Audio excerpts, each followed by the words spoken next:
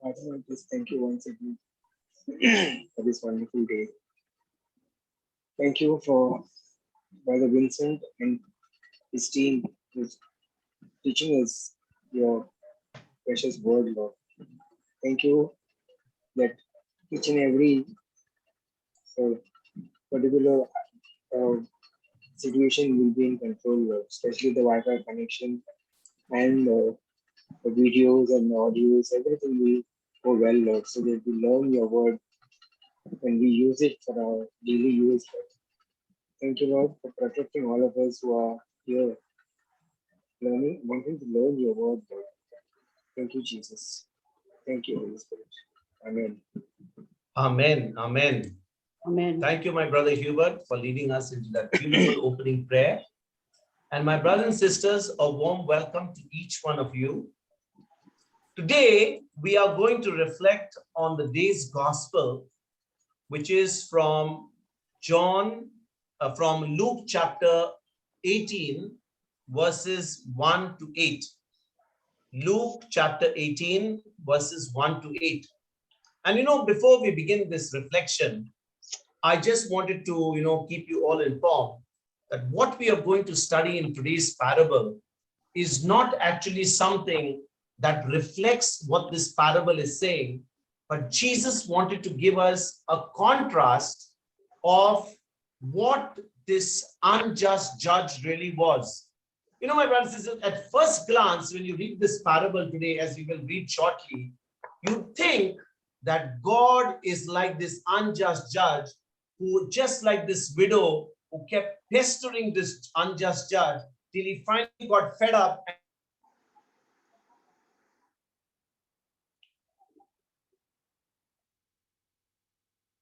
Sisters, when we read today's gospel passage and we read this parable, we will only realize that we have an awesome God, we have a loving God who only wants his children to receive the best.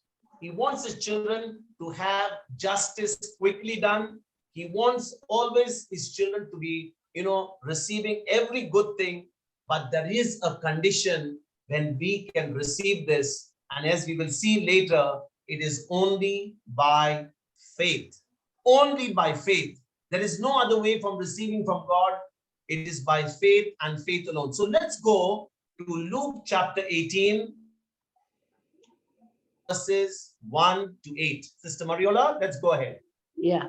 And he spoke a parable unto them to this end, that we always ought to pray and not to faint, saying, there was in a city a judge which feared not God, neither regarded man. And there was a widow in that city, and she came unto him, saying, avenge me of mine adversary. And he would not for a while.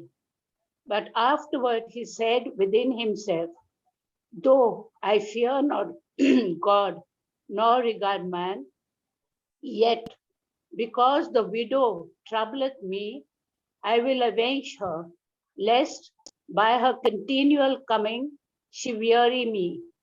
And the Lord said, hear what the unjust judge said. And shall not God avenge his own elect, which cry day and night unto him, though he bear long with them? I tell you that he will avenge them speedily. Nevertheless, when the Son of Man comes, shall he find faith on earth? Praise God. Thank you, Jesus. Thank you, Sister Mariola.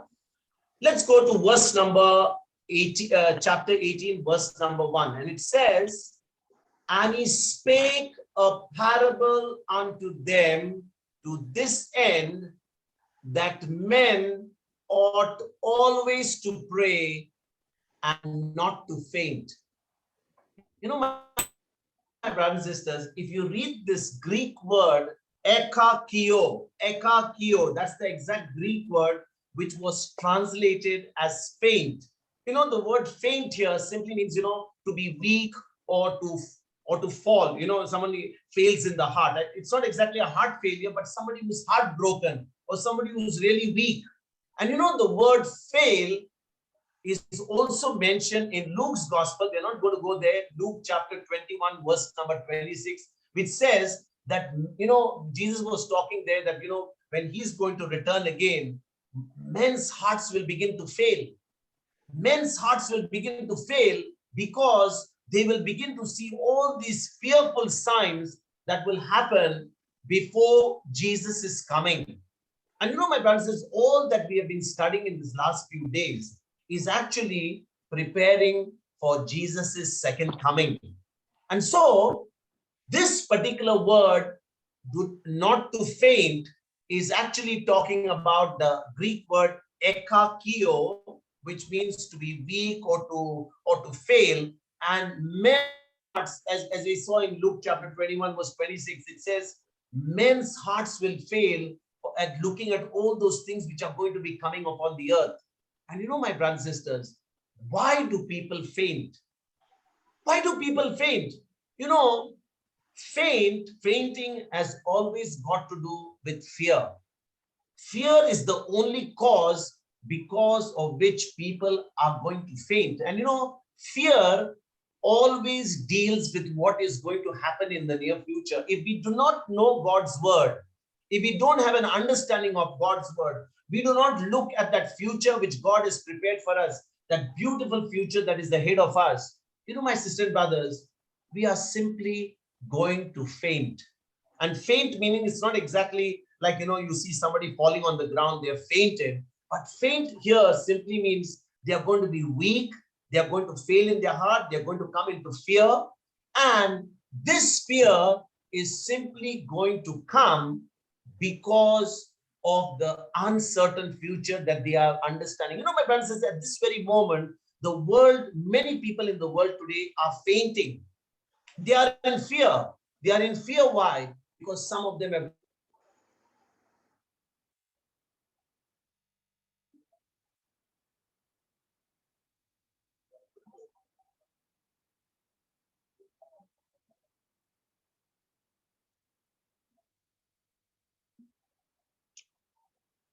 rest for his children, and therefore proper prayer will keep us from fainting or having our hearts fail because of fear. Let me say this again, my brothers and sisters. If we have a proper understanding of God's word, we know what it says, we know what the promises of God are, then praying according to God's promises, our relationship with God because of what he has promised us in his word will keep us from fainting. It will stop us from having our hearts fail because of the fear. And my sister and brother, this verse 1 in chapter 8 and the opening line of this parable is something like a positive side of a negative truth. It's a positive side of a negative truth. Why? Because what this parable, if you read it as you read the first verse, it seems that if we don't pray, we are going to wind up fainting. And that is not true. If we don't pray, we are not going to faint. Remember, my brothers and sisters, many people, because of the misunderstanding of this parable, they think, oh, now we must pray. Now we must pray. Now we must do something. My brothers and sisters, if we are going to pray because of the fear, we are going to pray in worry, we are going to pray in anxiety, we are going to pray because of our circumstances, we are going to pray because of our situation, we are going to pray our fleshy prayers, without a doubt, we are going to faint. But when we know the promise of God and we know what he has promised us in his word, no matter what the situation around is, we are still going to be operating in faith because we know that God has said told us in his word that he has made the end known from the beginning. That's what he says in Isaiah 46 verse number 10. In Isaiah 46 verse number 10, the Lord says, I have made the end known from the beginning. Let us see that. Isaiah chapter 46 verse number 10. Let's go there and see what it says.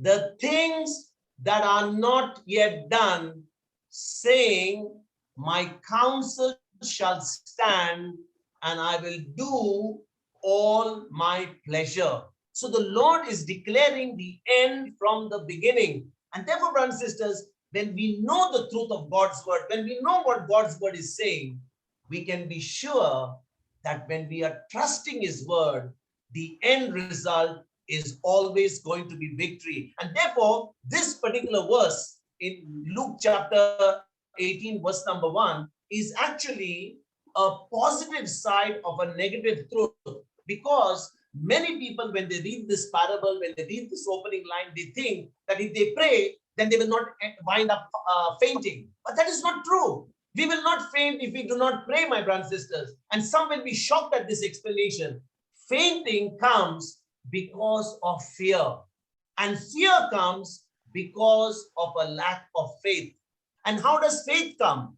Faith comes by hearing, and hearing by the word of God. So, brothers and sisters, if we are not supposed to faint, we are not supposed to faint. What is the end result? We should be continually hearing the word of God. It's not just about, just praying and praying and praying. There are so many people today, because of what is happening around them, they think by praying a lot, they will never faint. Actually, many people who are praying, they are fainting. They're all in worry. They're all in anxiety. Their problems are not ending because they have misunderstood that by praying, problems will go away. But this parable is actually teaching us it's not about praying, it's about believing the word. It's about having faith in the word of God. It's about having the faith of Jesus Christ, which has been planted on the inside of us. And therefore, brothers and sisters, to understand this truth, let me show you, what Jesus said in Matthew chapter 26, verse number 41. Let me go there. Let's go there. Matthew chapter 26, verse number 41. Let us read this.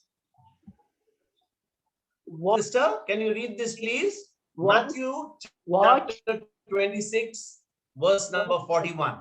Watch and pray that you enter not into temptation. The spirit indeed is willing, but the flesh is weak. What is Jesus saying here? He's saying, watch and pray that you enter not into temptation. Watch and pray that you enter not into temptation. My sisters and brothers, in this verse, Jesus is not telling us to pray that we won't enter into temptation. When you read this verse as it is, it seems like he's saying you pray so that you will not enter into temptation. But rather, this verse is saying praying keeps us from entering into temptation. It's praying that keeps us from entering into temptation. So when you're praying, what is happening to you?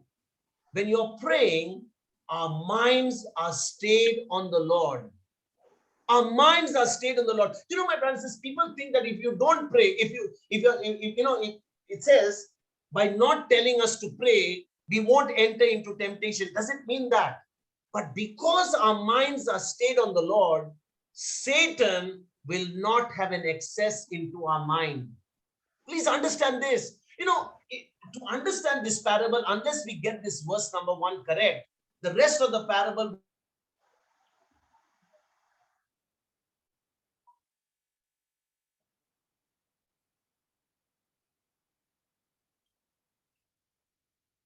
devil will not be able to have access to our mind. And when the devil does not have access to our mind, he cannot bring any fear into us. Why? Why can't the devil have any access to have any fear into us? Let me show you another scripture. It is Hebrews chapter 12. Hebrews chapter 12, verse number 3. Let us see what it says in Hebrews chapter 12, verse number 3. Once our mind is stayed on the Lord, we will never be able to actually have any fear, or we will never faint in our mind. Let's read that, sister. For consider him that endured such contradiction of sinners against himself, lest you be wearied and faint in your minds. So, brothers and sisters, where does the fainting take place? Most of the people think that fainting is on the outside. You fall down, that somebody will put water on you, somebody will put you on a stretcher and take you on the inside. Fainting takes place in our minds. Fainting takes place in our minds. And you know, my sisters and brothers, controlling our thinking will control our endurance. The more you are able to control your thinking, the more you are able to think on the word of God. That word of God is simply going to encourage you. That word of God is going to take you to the finishing line. But if you are thinking on your circumstances, you're thinking on the problem, you're praying. I know you're praying, but if you're thinking in your mind about the circumstances, about the situation, about the problem, about what has happened, what the doctor's report says, even though you're praying, you know, my sisters and brothers, you will not be able to endure to the finishing line. Anyone who is weary and prone to fainting has already been thinking wrong. Oh my, praise God. And you know, my sister, anyone who's thinking in the mind in the wrong way, anyone who's actually fainted in the mind is already thinking wrong. Why? Because they are not thinking on the promises of God. You know, my brothers and sisters, as I said to you, it's not what happens to us on the outside that causes this reaction or what causes all this thing. It's how we think about what's happened to us that causes us to succeed or to fail. Most of the time we think that because of our circumstances, because of our situation, now we are in a bit of a bother. We are in we are in a crisis. There is some bad report come. There is a pandemic taking place. There is a job loss. So many things around, and now we are thinking about the external thing. It's not the external thing that should decide what is going to happen and whether we are going to faint in our mind. Brothers and sisters, it is how we are thinking on the inside. You know, Proverbs chapter 23, verse number 7. Let me go there. Proverbs chapter 23, verse number 7. It's such important the way we think. What we think is so very important. Sister, let us read this proverb. For as he thinks in his heart, so is he.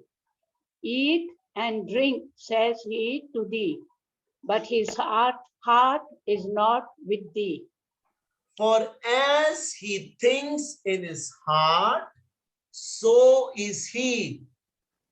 As a man thinks in his heart, so is he. You know, my brothers and sisters, the word, when we think in our heart, what we are thinking on the inside is actually going to cause everything to happen on the outside. So let's go back to Hebrews chapter 12, verse number 3. It says, for consider him that endured such contradiction of sinners against himself, lest you be wearied and faint in your minds.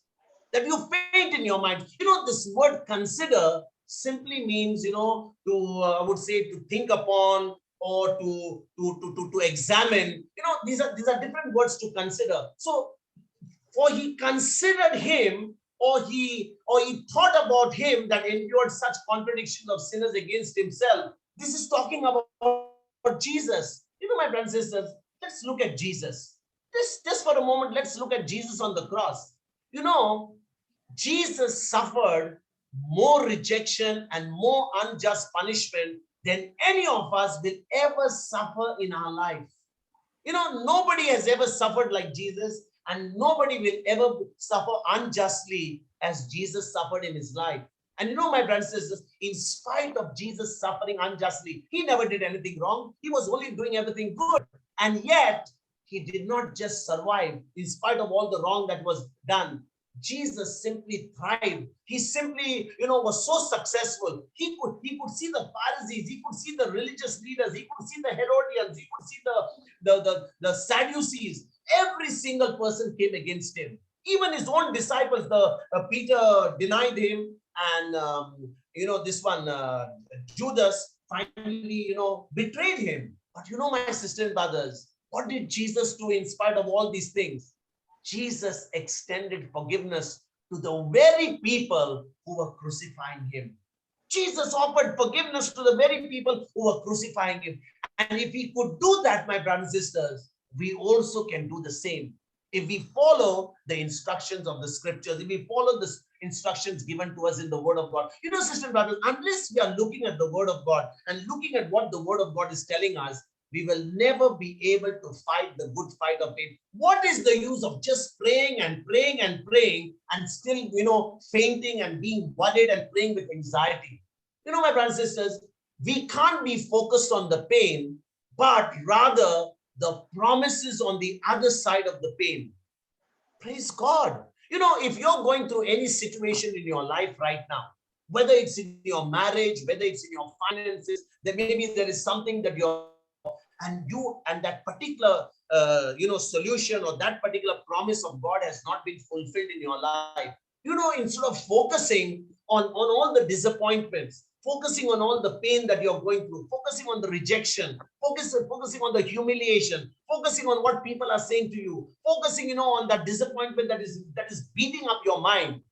My brothers and sisters, if you can focus on the other side of that particular promise, which says God has already ordained victory for us. He has already said, I have made the end known for you from the beginning.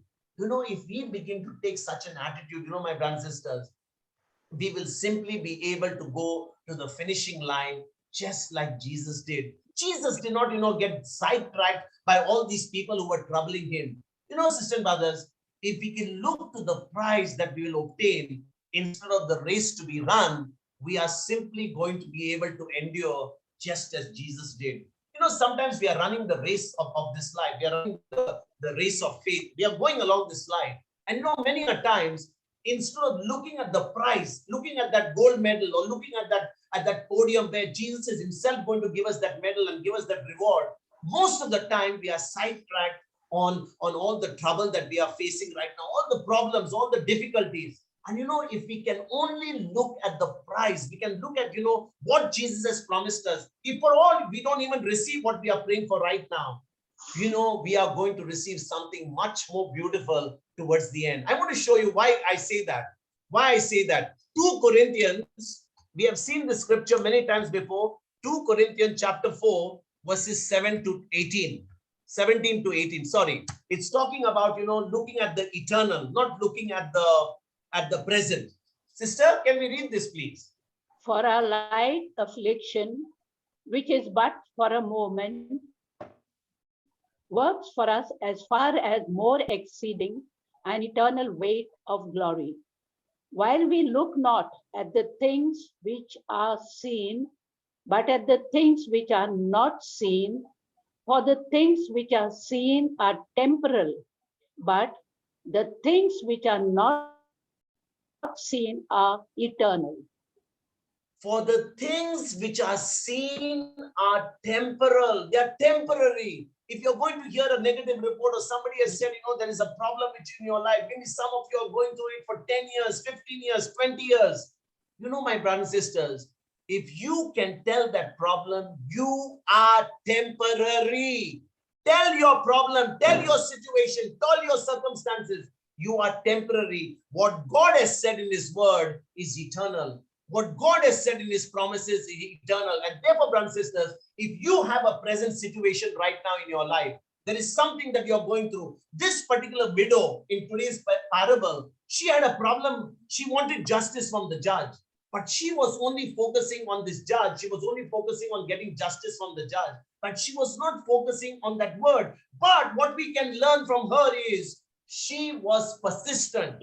She kept on wearing that judge to the point that the judge himself had to quit because he couldn't handle this widow. But Jesus was only contrasting us. He said, you don't need to come to me like this all the time begging me. I don't want my children to beg me because my promises should give them the victory. My promises are eternal. And my brothers and sisters, when we understand that the promises are eternal, then we will never focus on only the temporary thing, but we will focus on what is really permanent, and that is the promises of God. Amen. So verse number 2, Luke chapter 18, verse number 2. What does it say? Saying, let's go and read verse number 1 and verse number 2 together. Sister, let's read 1 and 2 together. Let's get the flow of it. A parable unto them to this end, that we ought always to pray and not to faint, saying, there was in a city a judge which feared not God, neither regarded man. Praise God. Praise God. You know, this parable of the unjust judge is actually teaching the same lesson as the parable of the persistent friend. You know, if you go to Luke chapter 11, verses 5 to 8, you will read there about the persistent friend. You know, I'm not going to go and read that parable, but if you really have read that parable in Luke chapter 11, which you can read for your homework, there was this man who comes to his friend at midnight and he says, I need some loaves of bread. I need 3 loaves of bread because I've got a friend from a far off place who's come and I need this bread because I have nothing to serve my friend. And this friend of his is already in his bed. He has already bolted the bed. He says, don't disturb me. I don't want you to come to me now. I'm already in bed and my family is on asleep. I don't want to give you anything.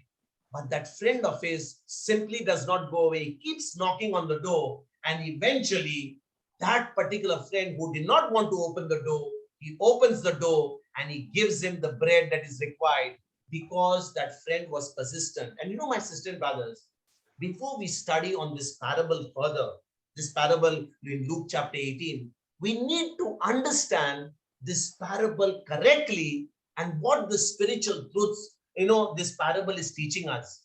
You know, as I said to you at the beginning of this reflection, you know, many people interpret this parable on prayer to say that they should be persistent with their prayers in the same way that this man was with his friend in Luke chapter 11, or this particular widow was with the judge in Luke chapter 18.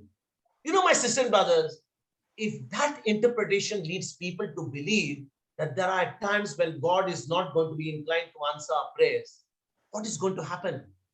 You know, if you compare God as though somebody who you have to keep persistently, you know, wearing him out, keep on praying till God gets fed up, then, you know, my brothers and sisters, this particular interpretation is completely wrong.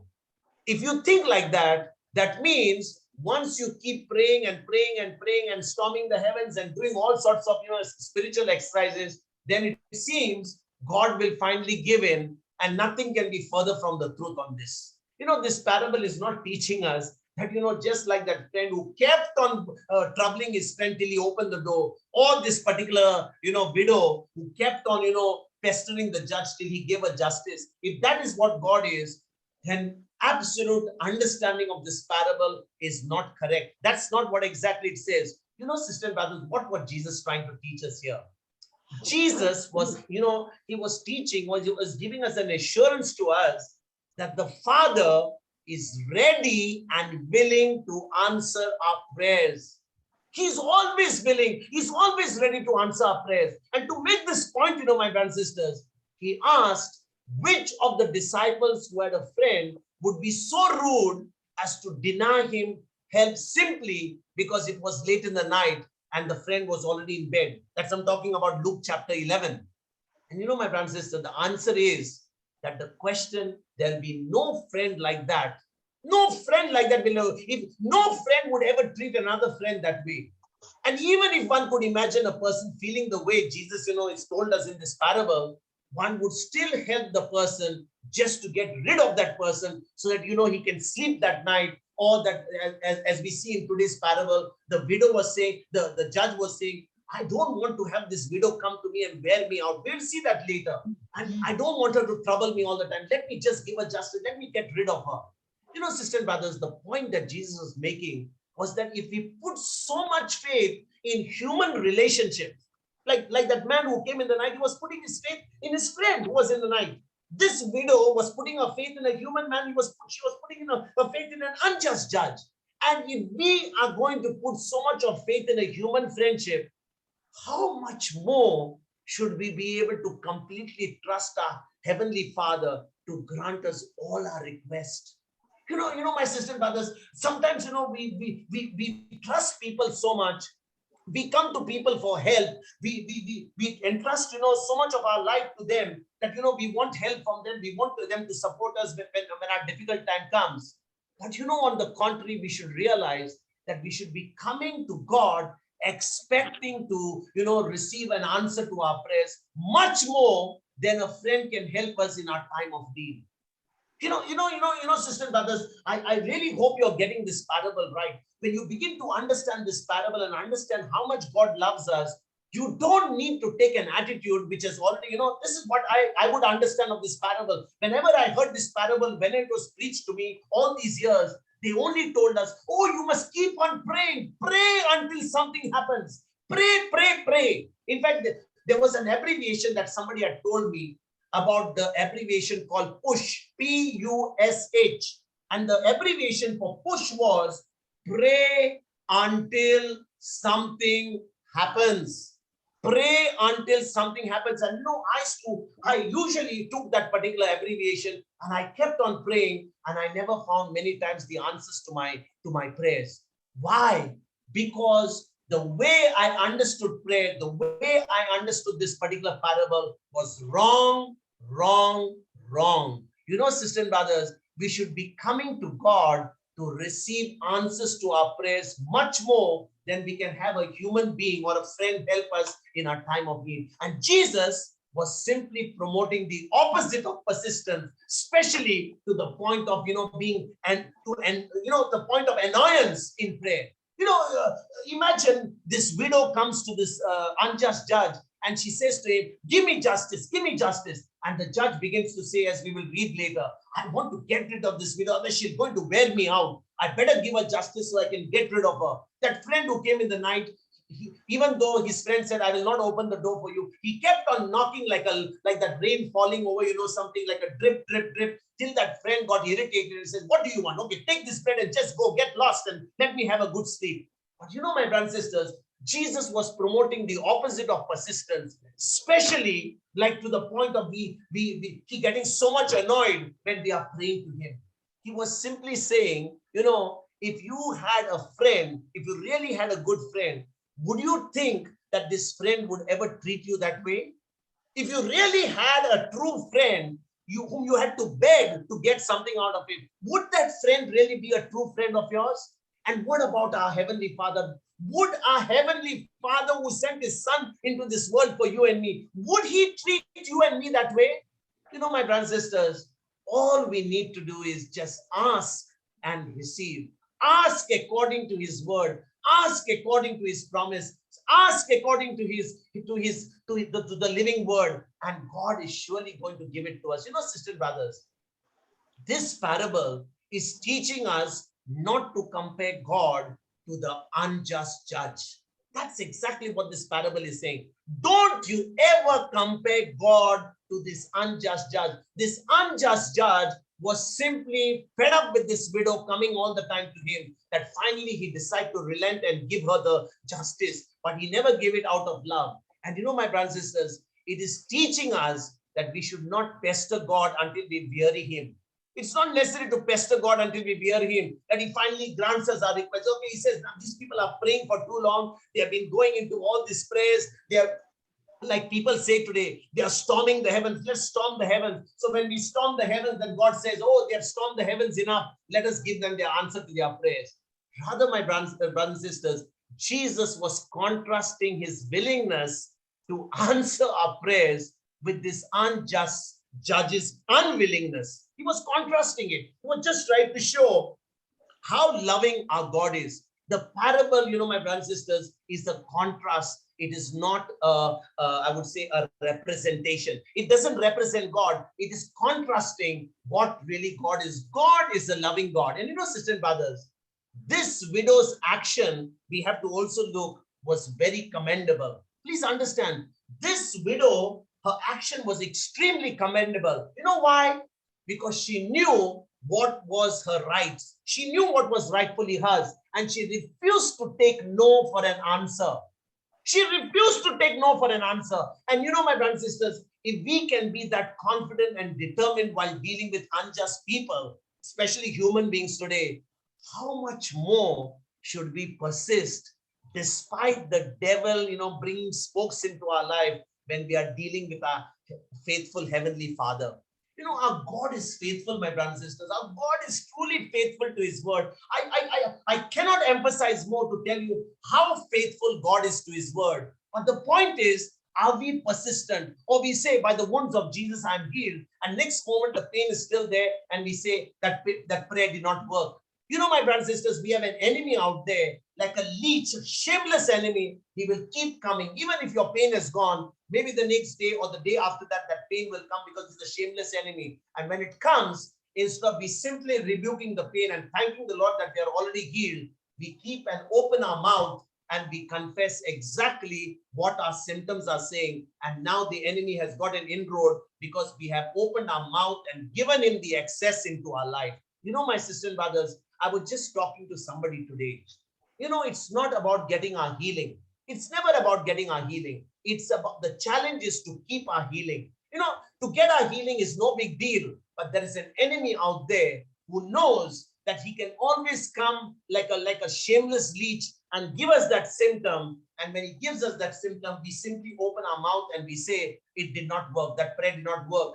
But my sisters and brothers, when you know that you have already been healed, you simply thrash the enemy, open your mouth, speak the word of faith, command that sickness to leave. And when you do that on a consistent basis, surely you will see the glory. You will find that enemy will never be able to play games in your life, because Satan's delays doesn't mean that God has not answered our prayer. Satan will come to abort our prayer. Satan will come to hinder our prayer. Satan will come with offenses. We have studied about offenses. But when we simply look at Jesus, the author and finisher of our faith, that's the time eventually what God has said to us in his word. He has said, I have made the end known from the beginning. That particular victory will be manifested in our life. We will see the glory of the word manifesting in our life. Amen. Okay, let's go to verses 3 and 4, sister. Let's read verses 3 and 4. And there was a widow in that city, and she came unto him, saying, Avenge me of mine adversary. And he would not for a while. But afterward he said within himself, Though I fear not God, nor regard man. Okay, you can read up to verse 5 also. Yet because the widow troubles me, I will avenge her, lest by her continual coming she wearies me. So just look at this, what we read in verses 3 to 5. And there was a widow in that city, and she came unto him saying, came unto whom? She came unto this unjust judge, to the city judge. Avenge me of my adversary. She knows that there is somebody who's troubling her. Maybe she's a widow. Somebody is trying to take advantage of her. So she goes to this judge in order to ask for justice. And what we read in verse number 4, and this unjust judge or this city judge, he would not for a while, but afterwards he said within himself, he began to say to himself, though I fear not God, nor regard man, I have no respect for God, I have no fear of God, I don't have any fear of man. But because this widow troubles me, I will avenge her. I will give her justice, lest by her continual coming, she will weary me.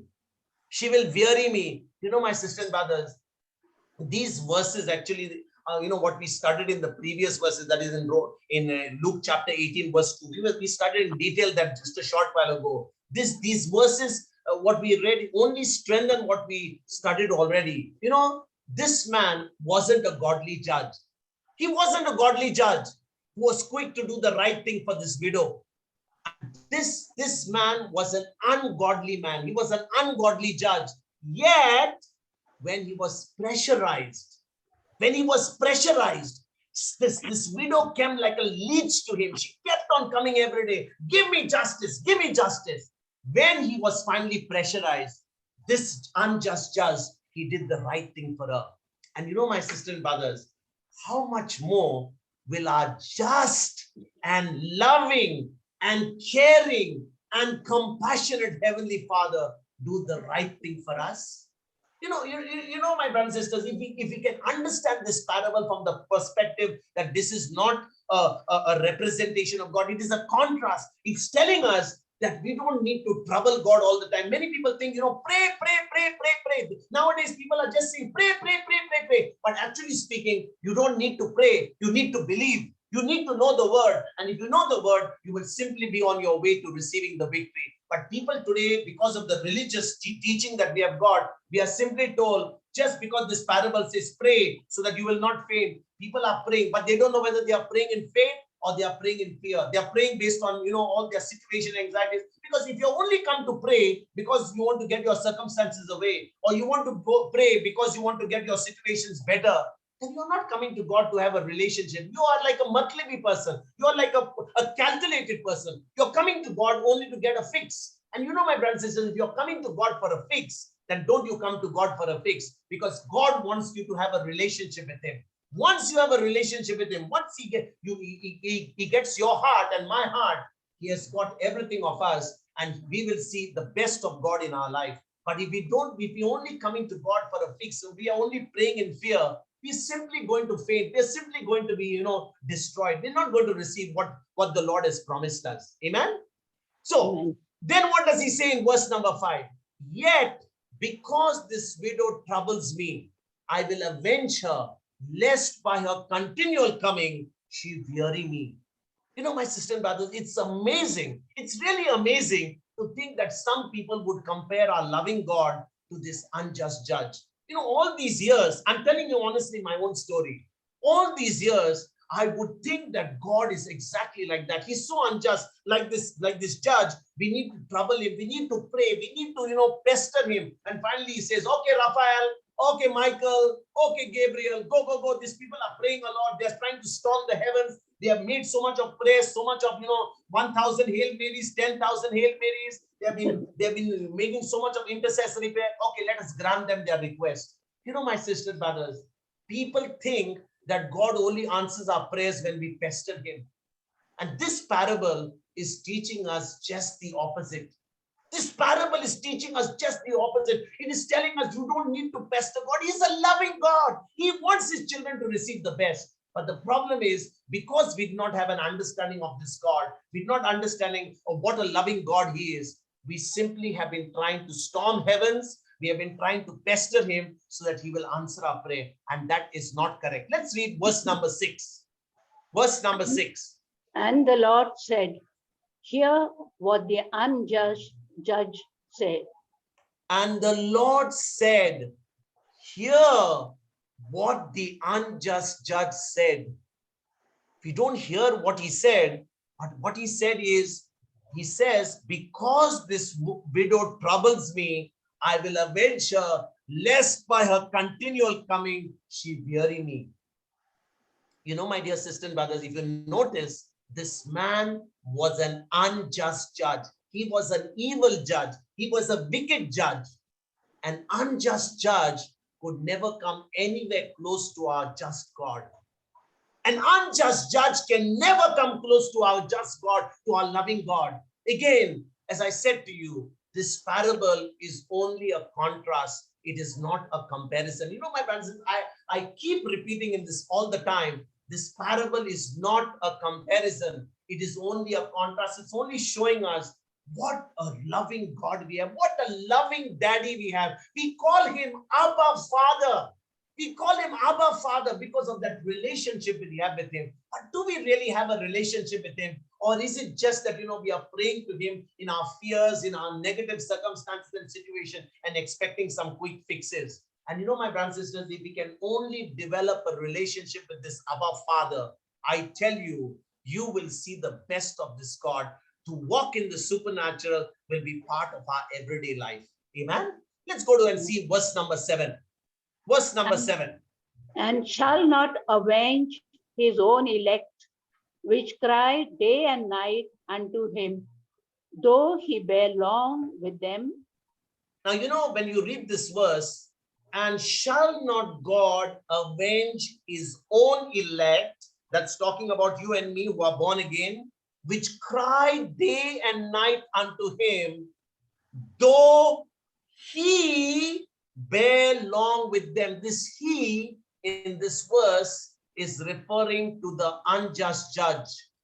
This he is not referring, my brothers and sisters, to God. It's not referring to the Heavenly Father. It is referring to the unjust judge, not to our Heavenly Daddy. God will avenge those who cry out to Him, though the unjust judge took a long time, to grant justice to this poor widow. My sisters and brothers, if we really understand who our Heavenly Father is, what a loving God we have, what an awesome God. He is madly in love with us. If we really believe in His Son Jesus, if we are truly born again, this God is madly in love with us. It pains His heart to see His children suffering, because He put all His suffering on His Son Jesus. He wants us to live an abundant life. He wants us to live a great life. He wants us to live a life to the fullest. He wants to meet all our needs. He wants to give us that promise which He has given us in His word to fulfillment in our life. And my brothers and sisters, when we begin to see this, do you think that according to verse number 7, this God who will he not avenge all of us? Won't He answer our prayer?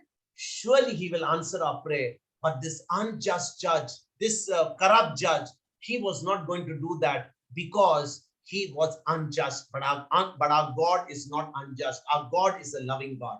Amen. Let's go to verse number 8, our final verse for today. I tell you that He will avenge them speedily. Nevertheless, when the Son of Man comes, shall He find faith on earth?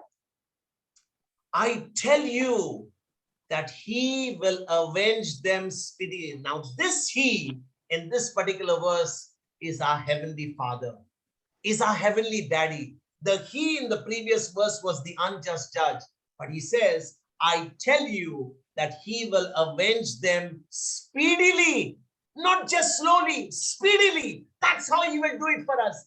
But He says, nevertheless, when the Son of Man comes, shall He find faith on earth? My brothers and sisters, God is always wanting to answer our prayer.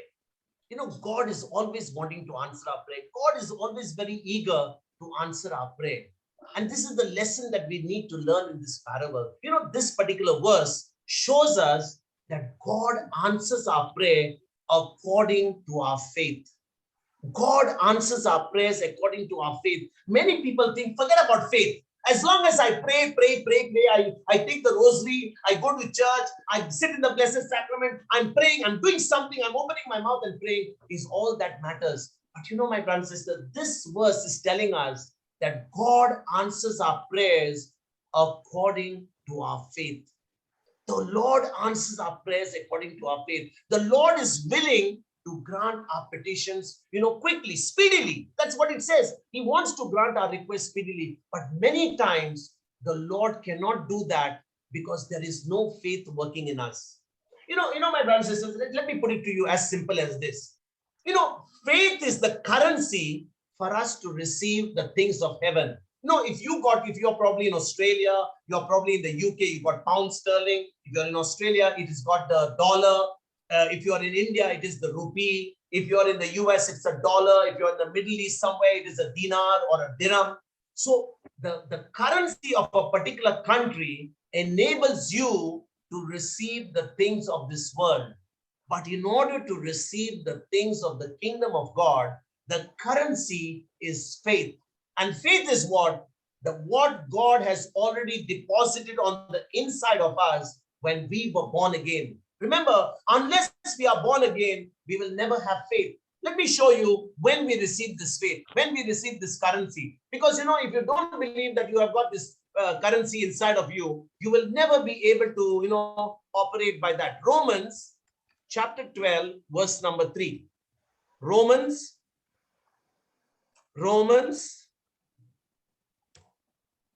chapter 12, verse number 3. Let us read that.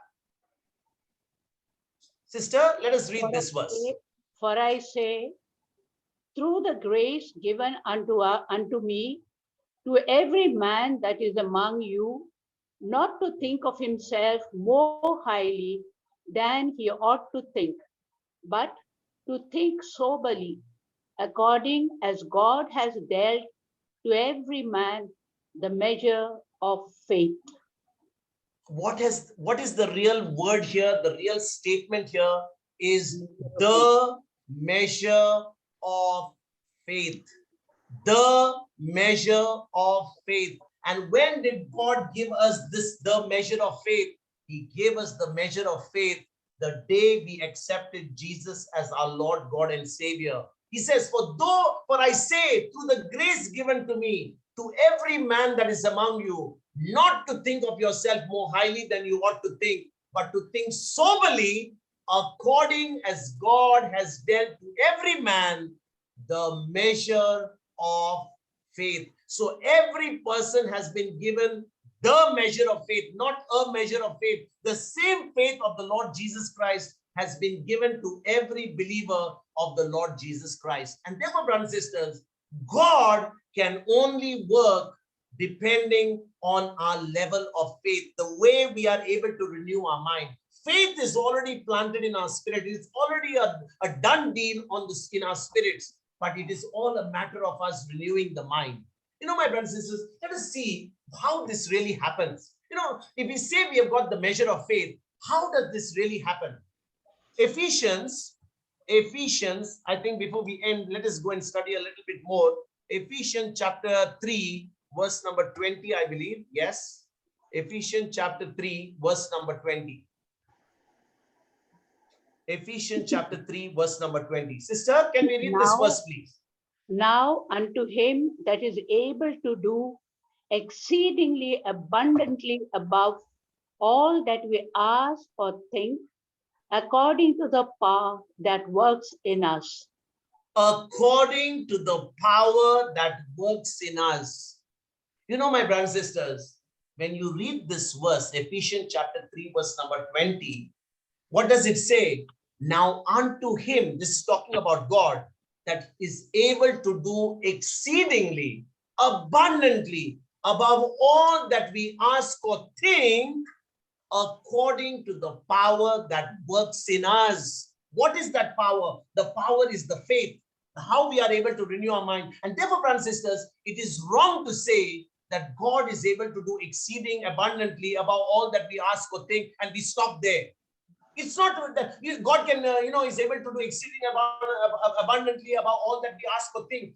This verse is incomplete if we do not read right to the end, according to the power that works in us. So what does it mean? No power working in us, there's going to be no manifestation of God's power within us or in our life.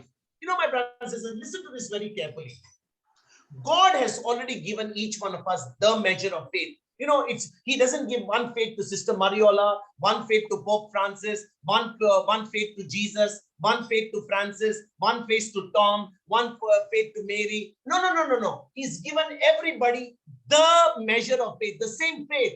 And so it will now begin to manifest in our life depending on according to the power that works in us. So no power working in us, there is going to be no manifestation of God's power. So if you want to experience the power, you want to see the glory of God, it has to be based on the power that works in us, and that power is of faith. My sisters and brothers, please understand this.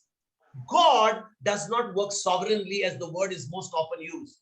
Yes, God is sovereign, he can do anything. But the word of God says, I can do all things through Jesus Christ, And with God, nothing is impossible. People say, for God, nothing is impossible. Yes, for God, nothing is impossible. But the word of God says, it doesn't say for God, nothing is impossible. It says, with God, nothing is impossible. That means I need to cooperate with his word. I need to cooperate with his promises. And my brothers and sisters, unless, if we begin to think that God works sovereignly, as the word says, independent of us, then we are not going to see the glory of God in our life.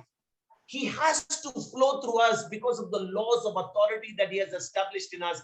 He has given us that authority in Christ Jesus. And therefore, brothers and sisters, if the Lord, he was only going to accomplish his will without the power that was going to work within us, then things would have been much better than we are right now. Forget about, anything working within us. It's all because of God. Everything is based on God. So whether it works or not, everything will be based on God. God is to be responsible if it doesn't work. It's not that way. Many people begin to blame God because they don't understand this. It is based on the power that works in us. There has to be our response of faith. What he has done is the grace of God. What we do is the faith. So grace and faith, when they meet together, there is going to be the glory. And you know, my brothers and sisters, once we begin to understand that there is going to be a response from our side, depending on the power that is within us, then only we are going to see the glory. You know, sister, brothers and sisters, most of the time we limit God, what God can do, because of our unbelief. Many people are limiting God because of our unbelief. And you know, many use only the first part of the scripture and omit according to the power that works in us. And that changes the complete meaning. Complete meaning is changed altogether. So it means it depends on the power works within us. So God can do all things exceedingly, abundantly, based on the power that is working within us. That means what God has done, already finished through Jesus on the cross, is the grace of God. When we respond to it, it is our faith. That is the power that is working within us. And that the whole thing, the whole meaning begins to change when we understand that. You know, my brothers and sisters, it's not true that God will do exceedingly and abundantly above all that we ask or think. He has that power, but this verse ties up the use of his ability to power that works in us only by our response. Only by our response. And you know, if you go to Acts chapter 1, verse number 8, you know, in Acts chapter 1, verse number 8, if you read the Acts of the Apostles, it talks about the power of the Holy Spirit that we would receive, the disciples would receive on the day of Pentecost. So this power that we would receive is the Holy Spirit power.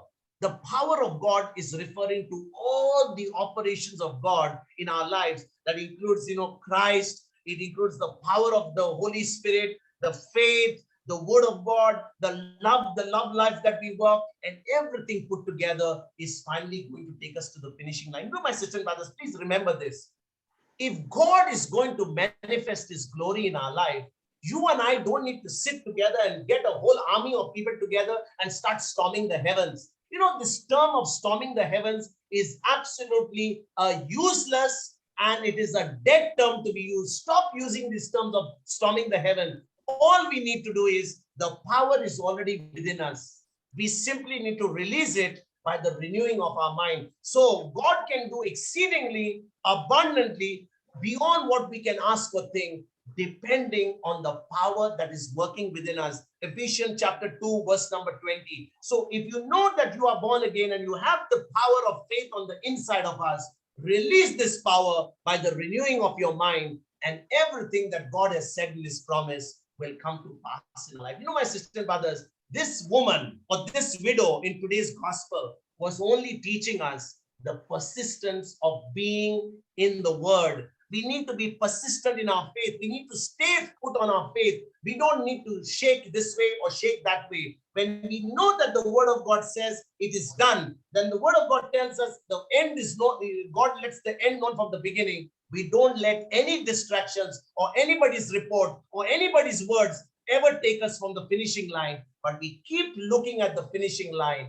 We keep looking at Jesus, the author and finisher of our faith. Amen. Let us pray. Let us pray.